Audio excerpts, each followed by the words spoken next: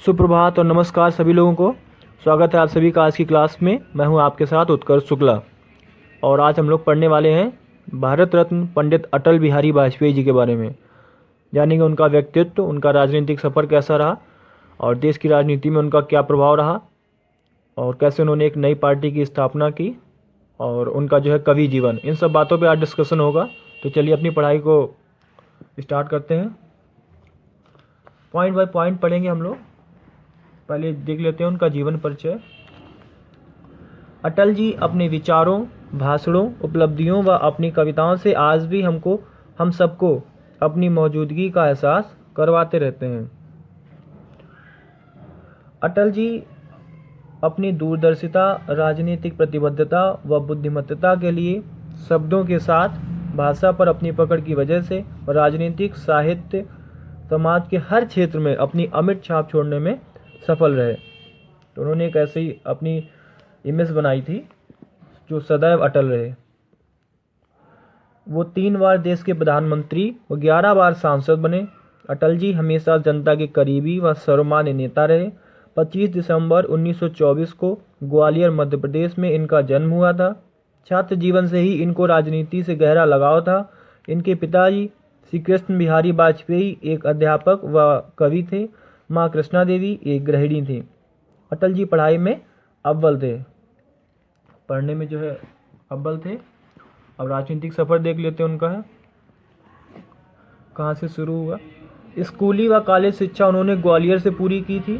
राजनीतिक विज्ञान में स्नातकोत्तर एमए की पढ़ाई पूरी करने के बाद उन्होंने कानपुर विश्वविद्यालय से वकालत की पढ़ाई पूरी की थी। तो कानपुर विश्वविद्यालय से उन्होंने वकालत की पढ़ाई की थी। 1942 के भारत छोड़ो आंदोलन में सक्रिय भागीदारी निभाई और जेल भी गए। वाजपेयी जी राष्ट्रधर्म, पांचजन्य, स्वदेश और वीर अर्जुन पत्रिका के संपादक भी रहे। बचपन से ही राष्ट्रीय स्वयंसेवक संघ आरएसएस से जुड़े। बचपन से ही जो उन्होंने सदस्यता ले ली थी और जुड़ गए थे। और राष्ट्रधर्म, पांचजन्य, स्वदेश और वीर अर्जुन पत्रिका के संपादक रहे। ये भी इम्पॉर्टेंट फैक्ट है। उन्होंने श्यामा प्रसाद मुखर्जी तथा पंडित दीनदयाल उपाध्याय से राजनीति का पाठ सीखा था। वो भारतीय जनसंघ के संस्थापक सदस्यों में से एक थे तथा 1968 से 1973 तक जनसंघ के अध्यक्ष रहे तथा पहली बार 1957 में वो जनसंघ के टिकट पर बलरामपुर से लोकसभा के लिए चुने गए थे। तो जो सबसे पहले संसद पहुंचे थे अटल जी, तो बलरामपुर से लोकसभा सदस्य के लिए चुने गए थे। ये भी महत्वपूर्ण है। अब पंडित जवाहरलाल नेहरू ने उनकी भाषा, वाणी और वाक कला को देखकर कहा था कि अटल जी की जीभ पर माँ सरस्वती, उन्होंने कहा था कि इनकी जीभ पर माँ सरस्वती विराजमान है तथा उन्होंने वाजपेयी जी में देश का नेतृत्व संभालने की क्षमता देखकर प्रधानमंत्री पद संभालने का ऐलान किया था। ये उन्होंने भविष्यवाणी पहले ही कर दी थी पंडित जवाहरलाल नेहरू जी ने कि अटल जी एक दिन देश के प्रधानमंत्री का पद संभालेंगे और ये संभव भी हुआ। वाजपेयी जी 10 बार लोकसभा सदस्य व 2 बार राज्यसभा सदस्य चुने गए।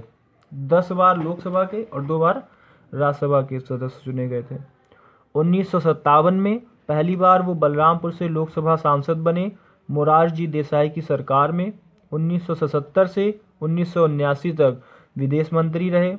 इस समय काल में कुशल और मुखर वक्ता के रूप में अटल जी का जादू संयुक्त राष्ट्र के सर चढ़कर बोला। उन्होंने पूरी दुनिया में भारत की बातों को मजबूती से रखा और विदेश मंत्री के रूप में संयुक्त राष्ट्र सभा में हिंदी में भाषण दिया। तो ये बहुत प्रभावशाली भाषण रहा था वाजपेयी जी का। अटल जी ने पूरी दुनिया के सामने भारत का नेतृत्व किया बहुत मजबूती से। अब उन्होंने कैसे एक नई पार्टी बनाई, भारतीय जनता पार्टी, बीजेपी, इसके बारे में थोड़ा पढ़ लेते हैं। 1980 में जनता पार्टी के टूटने के बाद अटल जी ने लाल कृष्ण आडवाणी व अन्य के साथ मिलकर भारतीय जनता पार्टी की नींव रखी। वे भारतीय जनता पार्टी के पहले राष्ट्रीय अध्यक्ष बने। ये उनका ही जादू था कि 1984 में लोकसभा की 2 सीटें जीतने वाली पार्टी ने 1989 में 85 सीटें जीतकर भारतीय लोकतंत्र में भाजपा की दमदार उपस्थिति दर्ज करवाई थी। तो वो जनता में गए और अपना जो है प्रभाव दिखाया, और जो है क्या नाम, उनकी वाणी और वाक कला, उसमें तो जो है काफ़ी प्रभावशाली जो है उनके भाषण होते थे। तो इसलिए जो है जनता उनकी तरफ आकर्षित हुई। 1996 में लोकसभा चुनाव में भारतीय जनता पार्टी पहली बार सबसे बड़ी पार्टी के रूप में उभरी। तो पहली बार 1996 में। इसके बाद अटल जी पहली बार देश के प्रधानमंत्री बने, लेकिन ये सरकार महज 13 दिन ही चल पाई थी। तो सबसे जो है पहले कब बने थे? 1996 में सबसे बड़ी पार्टी के रूप में भाजपा सामने आई, तो देश के प्रधानमंत्री जो है सबसे पहले बने थे तब। लेकिन ये सरकार 13 दिन ही चली। 1998 के चुनाव में एक बार फिर अटल बिहारी वाजपेयी देश के प्रधानमंत्री बने। उनके नेतृत्व में राष्ट्रीय जनतांत्रिक गठबंधन, जिसे एनडीए भी कहते हैं, राजग एनडीए ने केंद्र में सरकार बनाई, और ये सरकार 13 महीने तक चली। उसके बाद वाजपेयी जी को प्रधानमंत्री पद का कार्यकाल मतलब 5 साल पूरा करने का अवसर 13वीं लोकसभा में मिला। तो कब उन्होंने 5 साल अपने पूरे किए थे, किस लोकसभा में? तो 13वीं लोकसभा का जो वो था चुनाव, उसमें वो 1999 से 2004 तक प्रधानमंत्री रहे, और केंद्र में पहली बार किसी गैर कांग्रेसी सरकार ने अपना 5 साल का कार्यकाल पूरा किया। इसके पहले सरकारें तो गैर कांग्रेसी बनी, लेकिन उनका कार्यकाल 5 साल नहीं हुआ। अब उनको भारत रत्न कब मिला, किसने दिया, ये सब बातें जो है देख लेते हैं, बस एक पैराग्राफ में है। करीब 7 दशक तक राजनीति में सक्रिय रहने वाले अटल जी ने लगातार अस्वस्थ रहने के कारण वर्ष 2009 में राजनीति से संन्यास ले लिया। उनको 2015 में देश के सर्वोच्च सम्मान भारत रत्न से सम्मानित किया गया।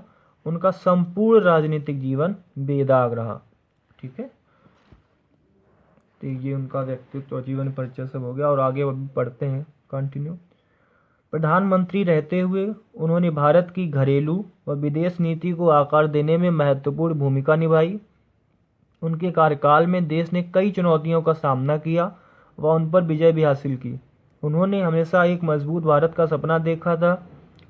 उन्होंने प्रधानमंत्री रहते हुए देश की रक्षा हेतु एक बड़ा व साहसिक फैसला लिया। वैसे तो 18 मई 1974 को राजस्थान के पोखरण में अपने पहले भूमिगत परमाणु परीक्षण के बाद भारत परमाणु शक्ति संपन्न राष्ट्र जो है बन गया था।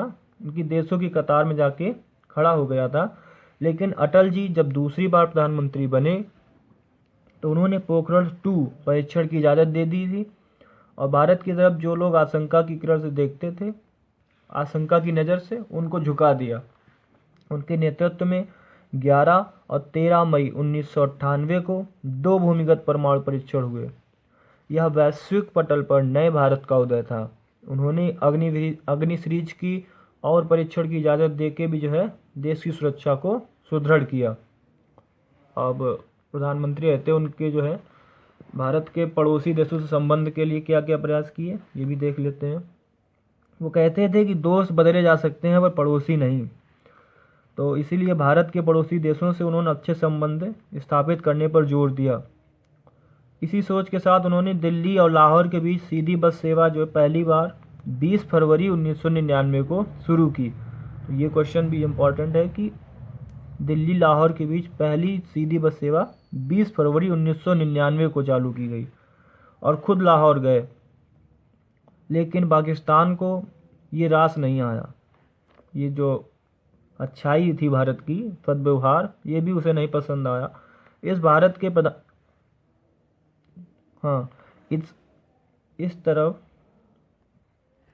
एक तरफ तो भारत के प्रधानमंत्री अटल जी दोस्ती की कहानी इबारत लिख रहे थे, लेकिन उधर पाकिस्तानी सेना जो है भारत के कारगिल सेक्टर में कई चोटियों पर कब्जा करने की फिराक में थी और कर भी चुकी थी। लेकिन जैसे इसकी खबर हमारे भारत को मिली, वैसे ही हमारे सैनिकों के शौर्य और साहस ने पाकिस्तान को मुंहतोड़ जवाब दिया और कारगिल में जीत हासिल कर विजय पताका लहराई। वाजपेयी जी के नेतृत्व का लोहा पूरी दुनिया ने माना। जनवरी 2004 में वाजपेयी जी दोबारा इस्लामाबाद गए और एक समझौता भी किया था जिसको इस्लामाबाद डिक्लेरेशन कहा जाता है। अब उनके कार्यकाल में क्या योजनाएं जो है लागू हुई और क्या उन्होंने जिम्मेदारी निभाई प्रधानमंत्री पद पर रहते हुए, ये भी टॉपिक पढ़ लेते हैं। अच्छा है, उन्होंने कांधार अपहरण मामले को भी नागरिकों की सुरक्षा के लिए कुछ कड़वे घूंटों के साथ जो है पिया। मतलब कहने का तात्पर्य है कि जो कांधार अपहरण मामला था उसको भी पूरी जिम्मेदारी से निभाया था। नागरिकों की सुरक्षा पहले देखी उन्होंने। वाजपेयी जी ने 100 साल से ज़्यादा पुराने कावेरी जल विवाद को सुलझाने का अभूतपूर्व प्रयास किया। उन्होंने बुनियादी संरचनात्मक ढांचे के लिए कार्यदल का गठन किया और ये पॉइंट बाय पॉइंट पढ़ लेते हैं। सॉफ्टवेयर विकास के लिए सूचना एवं प्रौद्योगिकी कार्यदल का गठन किया। केंद्रीय बिजली नियंत्रण आयोग का गठन किया। राष्ट्रीय राजमार्गों का विस्तार व एक नई सौगात स्वर्णिम चतुर्भुज योजना, इसकी भी शुरुआत जो है उन्हीं के कार्यकाल में की गई। हवाई अड्डों का विकास व नई टेलीकॉम नीति के लिए कदम उठाए। कोंकण रेलवे की शुरुआत की उन्होंने। राष्ट्रीय सुरक्षा समिति, आर्थिक सलाहकार समिति, व्यापार एवं उद्योग समिति का गठन भी किया। ग्रामीण रोजगार सृजन व भारतीय मूल के लोगों के लिए बीमा योजना की शुरुआत की। उनके कार्यकाल में ही प्रधानमंत्री ग्राम सड़क योजना, बहुत ही बढ़िया और महत्वपूर्ण योजना, उसकी शुरुआत की गई। इन सभी कार्यों से वे सर्वाधिक लोकप्रिय व्यक्तित्वों में शामिल हो गए। अब कवि जीवन भी उनका देख लेते हैं। अटल जी कविताएं भी लिखा करते थे और उनकी कविताएं जो है काफ़ी दिल को छू लेने वाली होती थी। थोड़ा कविताओं के बारे में पढ़ लेते हैं। अटल जी को जितना एक राजनीतिक रूप में सम्मान मिला उतना ही प्यार उनकी कविताओं को भी मिला।